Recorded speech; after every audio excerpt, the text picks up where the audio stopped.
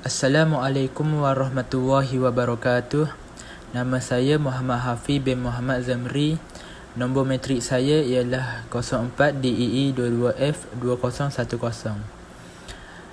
Hari ini saya ingin membentangkan tentang tajuk yang saya pilih, iaitu bahasa kebangsaan.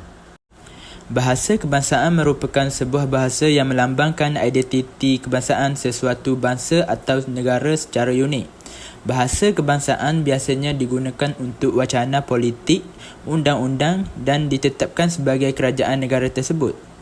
Sesetengah negara mempunyai lebih dari satu bahasa kebangsaan, seperti Kanada.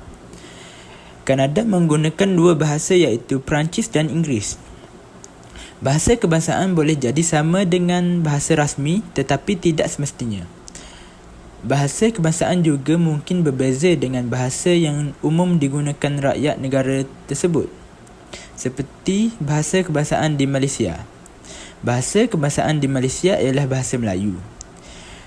Negeri-negeri yang terdapat di dalam Malaysia ini masing-masing mempunyai logat-logat negerinya masing-masing,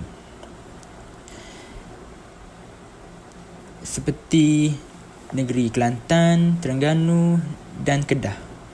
Asal-usul bahasa Melayu. Bahasa sering dikaitkan dengan salah silah bangsa. Penutur asli bahasa Melayu amat kabur kerana sejarah kuno Asia Tenggara masih belum diselidiki dengan mendalam. Walau bagaimanapun, kita dapat mengetahui secara kasar latar belakang dan pergerakan masyarakat Melayu kuno, iaitu nenek moyang orang Melayu. Beberapa teori telah mengatakan bahawa penutur bahasa Melayu berasal daripada golongan manusia yang diberi nama Austronesia. Mereka datang dari daerah Yunan dan menjelajah ke selatan dalam bentuk beberapa gelombang pergerakan manusia dan menduduki wilayah Asia Tenggara. Ini berlaku sejak tahun 2500 sebelum Masihi lagi, iaitu dengan kedatangan golongan pertama yang disebut sebagai Melayu Proto.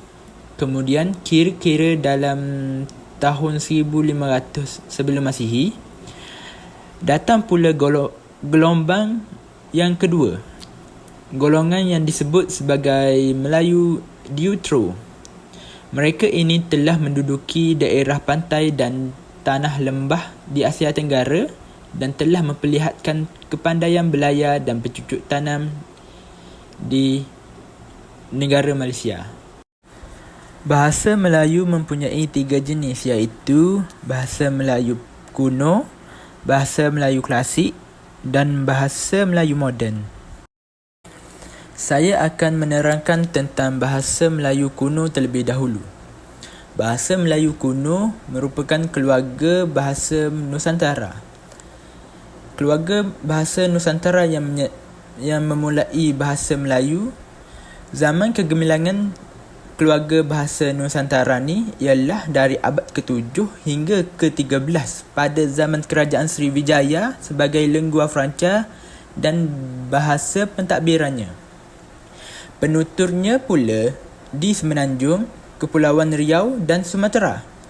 Ia menjadi lingua franca dan sebagai bahasa pentadbiran kerana bersifat sederhana dan mudah menerima pengaruh luar. Tidak terikat kepada perbezaan susun lapis masyarakat. Yang ketiga, mempunyai sistem yang lebih mudah berbanding dengan bahasa Jawa. Dan akhir sekali, banyak dipengaruhi oleh sistem bahasa Sanskrit. Bahasa Sanskrit kemudiannya dikenal pasti menyumbang kepada pengayaan kosakata dan ciri-ciri keilmuan kesarjanaan bahasa Melayu. Gambar di sebelah menunjukkan tulisan-tulisan pada zaman dulu. Ni ialah tulisan pada zaman bahasa Melayu kuno. Okey, seterusnya saya akan menceritakan tentang peralihan bahasa Melayu kuno ke bahasa Melayu klasik. Okey.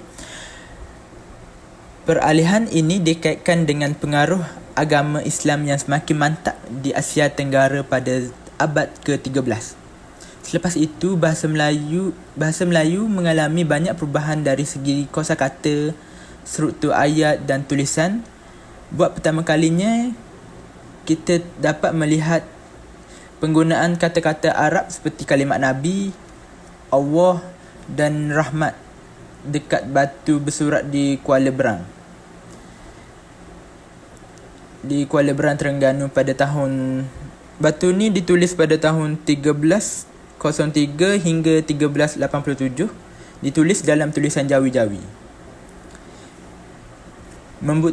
Di sini kita dapat lihat membuktikan tulisan Arab telah digunakan dalam bahasa Melayu pada abad itu.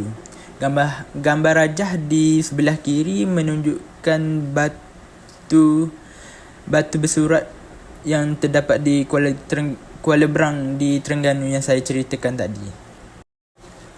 Okey, seterusnya saya akan menerangkan tentang bahasa Melayu klasik.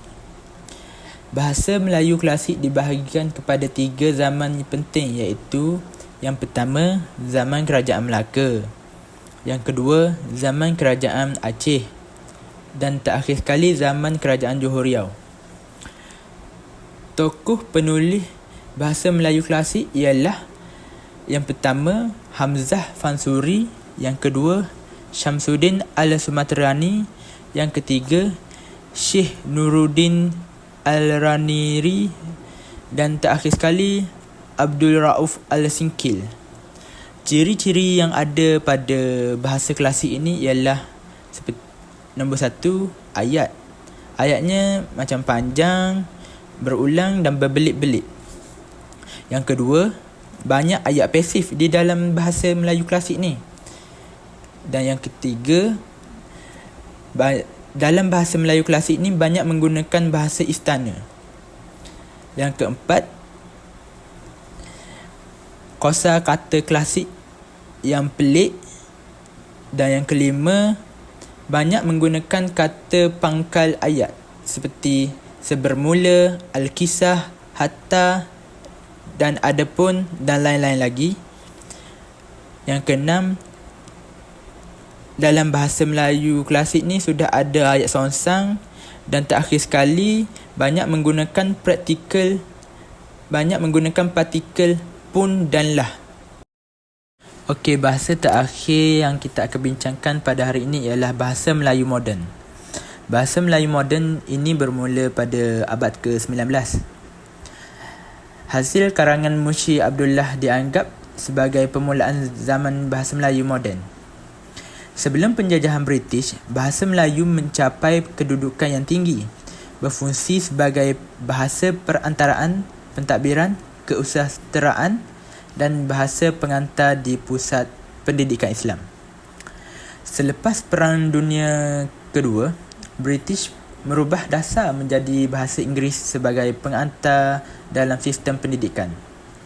Semasa Malaysia mencapai kemerdekaan, Perlembagaan Persekutuan Perkara 152 menetapkan bahasa Melayu sebagai bahasa kebangsaan. Akta Bahasa Kebangsaan 1963 ataupun 1967 menetapkan bahasa Melayu sebagai bahasa rasmi negara. Laporan Razak 1956 mencadangkan bahasa Melayu sebagai perantaraan dalam sistem pendidikan negara. Gambar di sebelah menunjukkan tulisan bahasa Melayu moden yang terkini. Slide seterusnya menunjukkan contoh-contoh ataupun jenis-jenis tulisan bahasa Melayu kuno, bahasa Melayu klasik dan akhir sekali bahasa Melayu moden. Kesimpulannya, usaha memertabatkan bahasa Melayu perlu dijadikan agenda utama yang dilaksanakan secara berterusan supaya bahasa Melayu benar-benar menjadi jiwa bangsa sekaligus mengikis perasaan mengagung-agungkan bahasa lain, terutamanya bahasa Inggeris dalam kalangan masyarakat Malaysia. Keaslian bahasa Melayu perlu diteruskan kerana supaya kekal menjadi wahana komunikasi utama di negara ini tanpa dicampur adukkan dengan bahasa-bahasa lain. Bab kata pepatah, yang kurik itu kendi, yang merah itu saga, yang baik itu budi, yang indah itu bahasa. Sekian daripada saya. Terima kasih.